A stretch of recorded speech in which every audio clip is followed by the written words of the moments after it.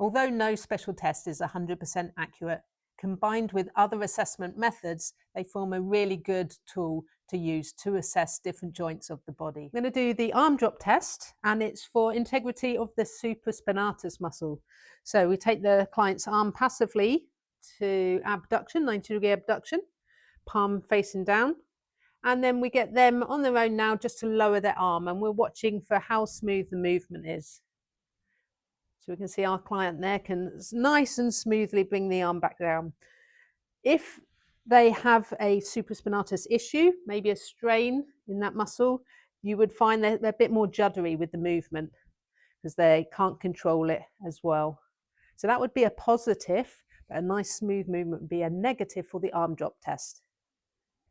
This is the Apley Scratch Test, which is a general shoulder mobility exercise or test. So if our client reaches over with one arm and up the back with the other, that's lovely. Now, for consistency, I need to decide what I'm going to measure between. I normally measure between the closest two digits, which would be from there to there. So in centimetres, measure down like so, and I would read that off as 23, but I would call that a minus 23 centimetres. Should we have a quick look at the other side? Okay, let's have a look at the other side. So there's more restriction on this side. If I measure between the two closest digits, and we're on minus 28.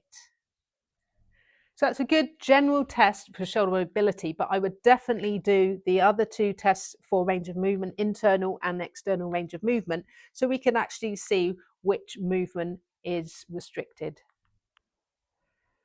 We're going to do the speed test for bicep tendonitis or tendinopathy. For this test, we're going to take the client's arm into 80-degree of flexion.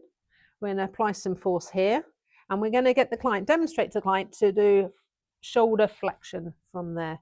So they're forcing against my resistance, and if they get pain along this bicipital groove area, or the top of the bicep, that would be a positive.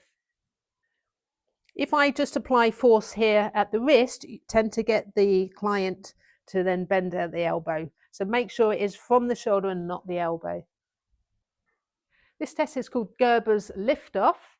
So we're going to get the client to place their hand behind the back like so. And we're going to put a little bit of resistance on the hand and try and get them to rotate their arms so they're pushing into your hand.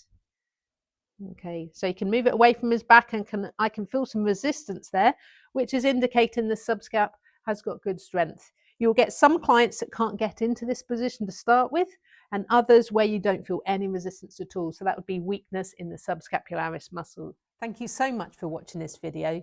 Please make sure you like and subscribe and share to other therapists, and also comment below.